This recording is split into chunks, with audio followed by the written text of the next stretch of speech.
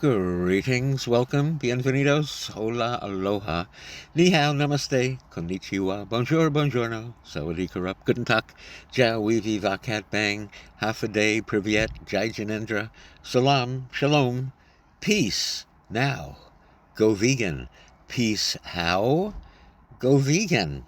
We don't seem to be able to achieve peace because we say we want it, but we don't do the how. We don't do the go vegan part. It was Tolstoy who said, as long as there are slaughterhouses, there will be battlefields. And how true it is. And here we are again. I guess, another war breaking out? Is that any surprise? Bombs are good business, but, you have to use them up to reorder. So, and we'll find any excuse to fight a war, whatever, from ideology to we need the land, we need the resources, we need the energy, whatever it is, because we we thrive on violence. That's our nutrition. We eat violence, and then what do we expect to show in the world, right? Everything we eat, morning, noon, and night, breakfast, lunch, and dinner. Violence, violence, violence on the plate. Maybe peace begins on the plate, but oh no, we're too addicted to the taste of ketchup and gravy and mustard and all of that. So we will fight to our last breath to defend torturing somebody, imprisoning somebody, mutilating and killing them because we eat their bodies. So I don't know. Isn't it kind of strange that we are a cult of Death Eaters? The body eaters, the death eaters, they're everywhere. And we don't find it repulsive. Like, I don't understand. Okay, so there I was back in college, a million years ago. All my friends came over on Friday night, and I cooked a chicken with an apricot glaze every week. And then one Friday night, I looked down at the frying pan, and I saw a body. It was somebody who died. I said, oh, I don't think that this being jumped into the frying pan and was a volunteer to be eaten. And I said, I don't think I can eat animals anymore. Now, that seems like a million years ago. It was around the early 1970s, which I think is about a million years ago right now. And so many years later, now I've been vegan since 1984. I guess I'm celebrating another vegan anniversary here. Vegan since 1984. That means 42 years of being vegan right now. And I can't understand how people go along and they just, put dead animals in their mouths and, they chew them and, they swallow them. Isn't that bizarre? Like, the people just don't think like, oh, I wonder what I'm eating right now. I wonder, what? It's somebody's body, some flesh, and blood? But the media are very convincing, so it's normalized. Flesh eating is normalized. Doesn't seem so normal to me, but, vegan for 42 years, a lot on the planet doesn't seem so normal to me. How people must defend their meat eating. And, I don't know. I bring it on myself. I'm on a lot of Facebook pages that are meat eaters versus vegans. And there's all this ridicule that comes from the meat eaters who don't want to take a look at their own morality. They just want to say, oh, vegans are living in a world of lies and delusion. And yeah, we are. That's the problem. Everybody's deluded into eating meat, dairy, fish, and eggs. And you even get it from the government, that very disappointing RFK Jr., very disappointing. Ma ha ha ha. The joke is on us. I think we expected a little more science from RFK Jr., but hey, bring back Fauci. Bring back Fauci. Is it always that the government just wants to kill the citizens and is just looking for different ways of doing it? Sure, we can bomb people all around the world. That's acceptable. Both parties, doesn't matter. Yeah, they're foreigners. Who cares? But here in our own country, we have to figure out a better way. Like we'll either do it by injection, vaccines, or ingestion, like food, like your fork. It's like a needle. One administration tries to kill you with a needle, mandated. We mandate everybody take this killer vax. And then the next peaceful administration comes in, and we change the food pyramid scheme around to where that's got to kill you. And RFK Jr., I mean, like, where is the science, man? He comes on and he says, like, oh, just eat real food. And it's like, whole milk is back. And we're supposed to celebrate that? Whole milk is back. The dairy protein is the number one carcinogen to which Americans are exposed. And it's like, hey, we're ready to kill you. We can't use vaccine. Well, RFK was supposed to be against vaccines, but I don't know what happened along the way there. The measles. Oh, just take the measles vaccine. Hey, what happened to the campaign against vaccines? I guess it's easier to be an activist when you're not in government and you're not being, influenced by the corporate powers that be.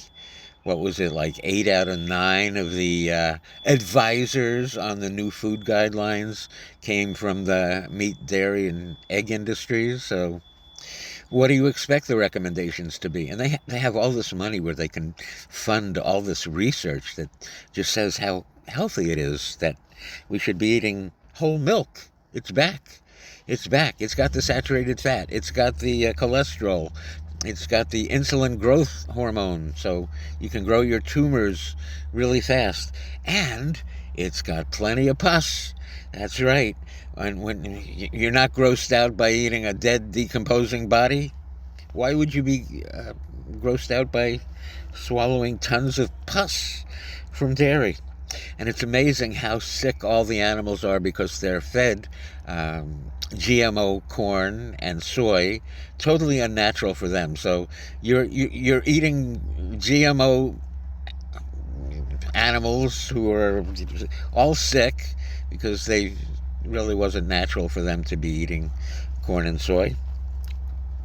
But you're against GMOs, right? You're against manipulating our bodies, right? But you'll make yourself out of a cow, a pig, a chicken, but you're afraid. What are we anyway? What are we making? What are we making of ourselves? And so there's RFK Jr. Saying like, oh, you got to eat, protein, protein, protein, protein.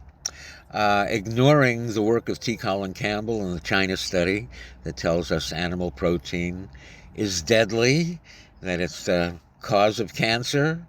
I don't see the warnings there about any meat, even though all processed meat is actually classified as a carcinogen.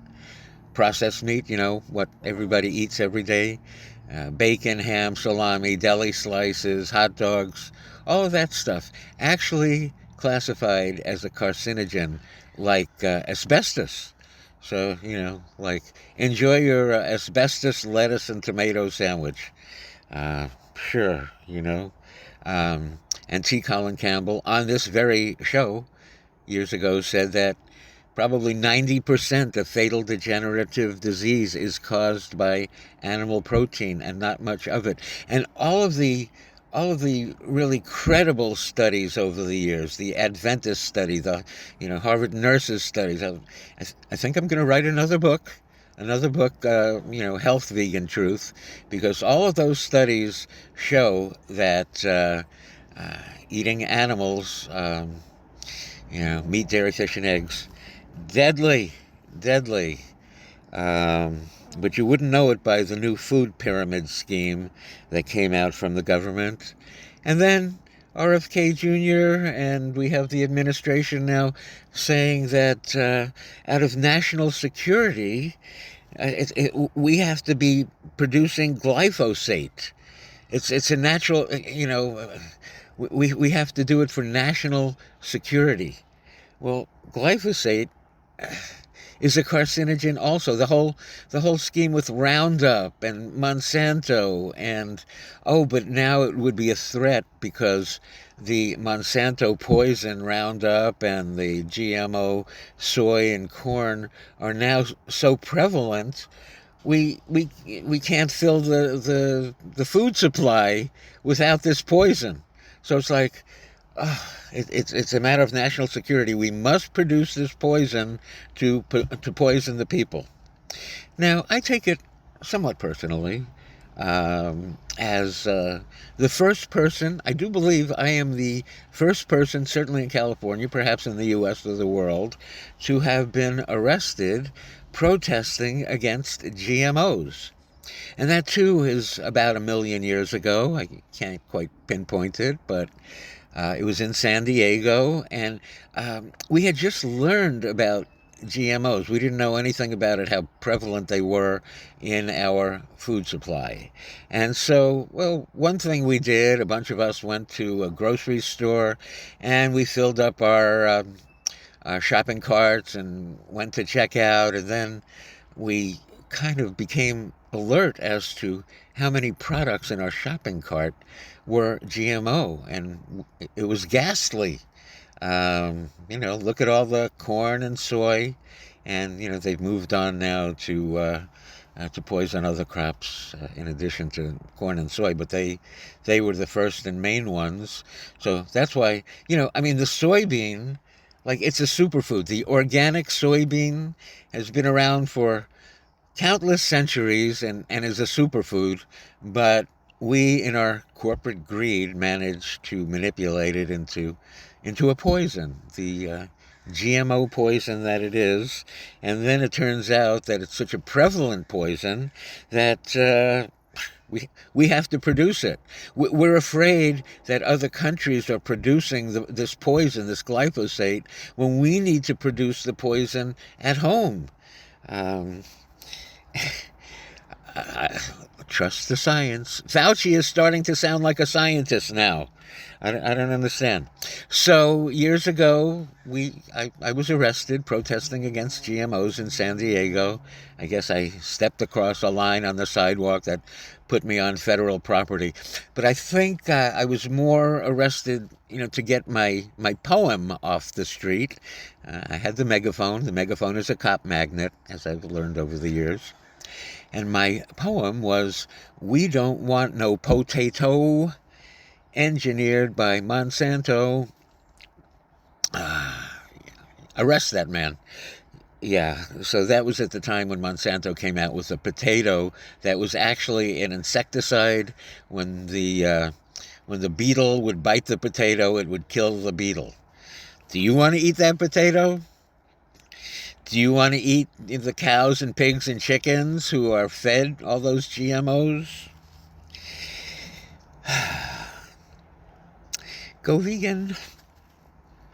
So I've been working on a number of projects.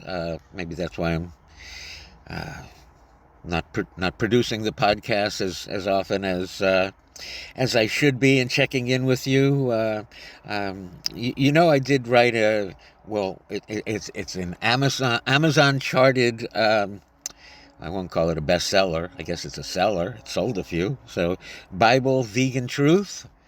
You can get it on Amazon, Bible Vegan Truth. I wrote it in response to everybody telling me that God is a bloodthirsty butcher who loves violence, loves killing, loves seeing his children die. When in reality, I mean, the basis for religion, Judaism and Christianity, is Genesis book 1, verse 29. It's very clear. God's first commandment is to be vegan. What is it? Something to the effect of, "Behold, I have given you every herb on the face of the earth with seed in it, and every tree that has fruit with seed in it. This will be your meat." Period. End of discussion. That's it. That's God's first commandment. And that's when God said, "Okay, everything's very good. Everything's good now. Don't screw it up.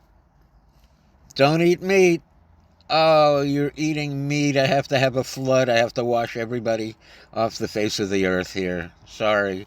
But, sin came, and then came the diet of sin, the diet of the devil, eating animals. And so then everybody says, oh, yeah, well, that was quaint in the Garden of Eden. That was very, those were very pleasant, quaint days, but those are gone now. We're in reality. Check out Genesis 9.3 when God says, you can eat every creature who creepeth on the earth. So remember, God had that flood to wipe out all the meat eaters, all of those who were sacrificing animals, which God wasn't too happy about the animal sacrifice. I mean, it says it in the Bible, but people don't want to believe it. Jesus said it. It's in the Bible, but people don't want to believe it. They want to believe that, God likes you to slit the throats of innocent beings. He loves their screams. He loves their cries. He just loves the violence. And isn't that the kind of God you really want to follow? Isn't that inspirational? But it turns out pretty much not to be true. So I wrote Bible Vegan Truth in response to everybody saying, no, God is a violent butcher. No, seriously, we need to be eating meat because God wants us to. But they don't look at, okay, so he had the flood to wipe out all the meat eaters, pretty much. But it also wiped out the vegetation. So then he had to begrudgingly give temporary permission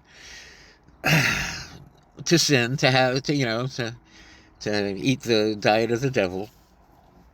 So everybody says, look, see, God wants us to eat the diet of the devil here, Genesis 9.3. But people, permission to eat everybody who creepeth on the earth, right? But people just don't, maybe they don't understand, my being from New York, I understand more of a Jewish dialect, and apparently when God and the Jews were speaking back then, it was Hebrew, so somebody had to be Jewish, right? God was Jewish, or the people were Jewish.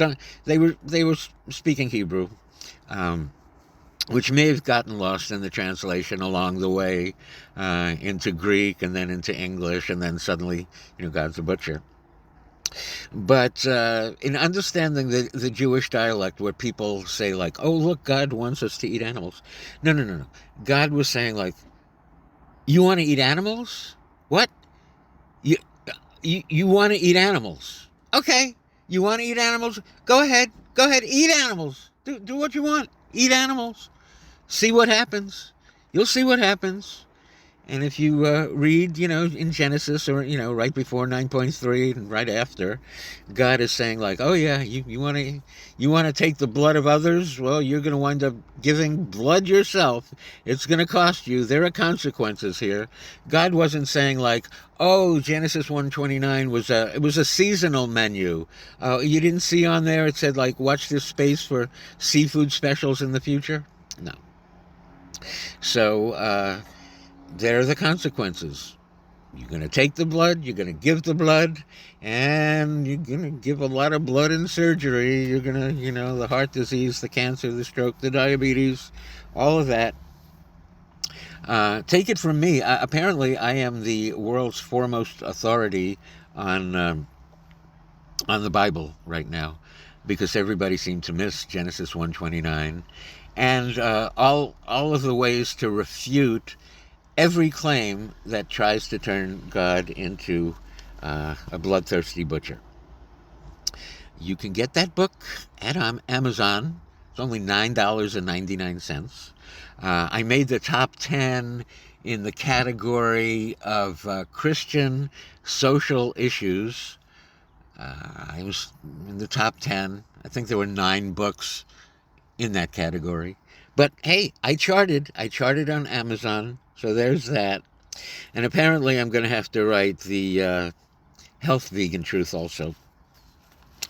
What else am I working on? So I'm putting together the Go Vegan Radio, our 501c3 is putting together the California Vegan Soulstice, SOUL.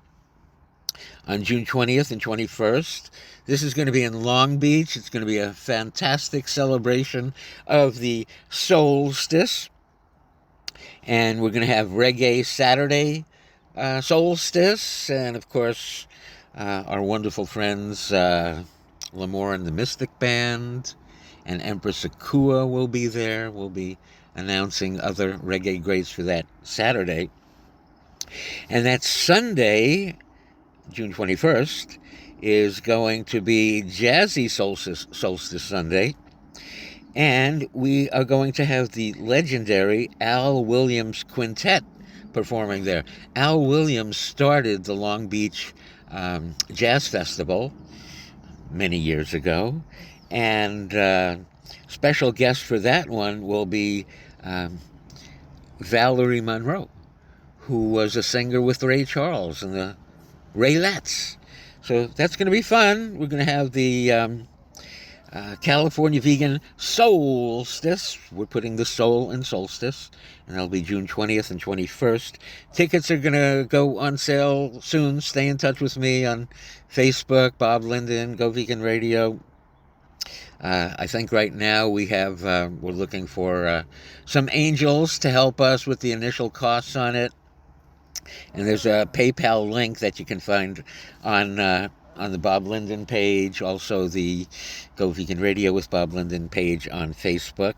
And we're getting together some of the costs for that. And that's going to be taking place at the Sports Basement in Long Beach, which is on the flight deck, the third floor. It's a 16,000 square foot venue. So vendor inquiries are welcome. You can email me, bob@goveganradio.com, bob@goveganradio.com, taking place there June 20th and 21st at the Sports Basement in Long Beach. Also, I am working diligently now to get vegan dog and cat food into retail locations. I'm working on that. I'm working with my friends at Evolution Vegan Dog and Cat Food. If you'd like to help with that project, definitely email me, bob@goveganradio.com, bob@goveganradio.com. And let's see, what else? Oh, yeah, so all these people on all these pages on Facebook, who are on the meat eaters versus vegans, they're all saying like how, veganism is dying, it's just a small percentage of people. There was a grand opening this past weekend of the Veggie Grill in Tustin, California, and there were hundreds and hundreds and hundreds of people at the grand opening of a vegan restaurant, which just goes to show how many people will show up to try to get a coupon for a free shake. So that's really it. There are lots and lots of vegans in the world. You just don't see them until they come out, to try to win a free shake. But good luck to Veggie Grill there. It now has, I guess it's merged with Next Level. I used to go to Next Level up in the Bay Area. I really like that vegan restaurant. And so they have their shakes here now. And I'll take my coupon back there when there's not such a massive crowd and a line, running out of there. Oh, you're going to the Natural Products Expo? That's coming up this week. Okay, Tootsie, I'll take you for a walk in a minute. 1 second, baby. Tootsie wants to take a walk. So that'll be at the Anaheim Convention Center. I might recommend to you that a mile away from the Anaheim Convention Center in Garden Grove, there's you have okay, Toots, okay. You have vegan pizza. This is at the on West. It's like a mile away from the Anaheim Convention Center. So in that same little shopping center there, you have vegan pizza restaurant, you have Shane's Tamales, that's vegan, you have Earthly Market, that's a vegan market, and you have Loving Hut, which is a vegan restaurant right there. So if you're coming to Southern California, to Anaheim for the Natural Products Expo, definitely check out, that's at the corner of Chapman and West. about a mile from the Anaheim Convention Center, and you will love that vegan pizza. In fact, my last couple of shows, I interviewed Shane of Shane's Tamales, and I interviewed Trina of Vegan Pizza. So you can go to, right there on goveganradio.com. Check out those archives. Please make a tax-deductible donation while you're there. We are working on so many projects, including I'm working on really getting a vegan dairy together, because the rules have changed, and right now there's really heightened demand for vegan dairy in the school system. So I'm working diligently on that. Maybe that's why I haven't done a podcast in a little bit here. But again, if you want to get involved with all of these things, I'm all about the vegan activism. So my email is bob@goveganradio.com. I'm sure we need volunteers for the California Vegan Solstice, and again, we can help with the vegan dog and cat food. That's a really important part of our activism. That vegan dogs and cats, the research is showing that vegan dogs and cats live the healthiest lives in terms of longevity. Very positive, very, very positive in terms of longevity and the healthiest lives. So we need to get that out there. And I guess Tootsie needs to take a walk. So I guess I'll call it a show here for right now. And hopefully I'll see you over at the Natural Products Expo in Anaheim. Stay in touch. It's Bob at goveganradio.com. The website, goveganradio.com.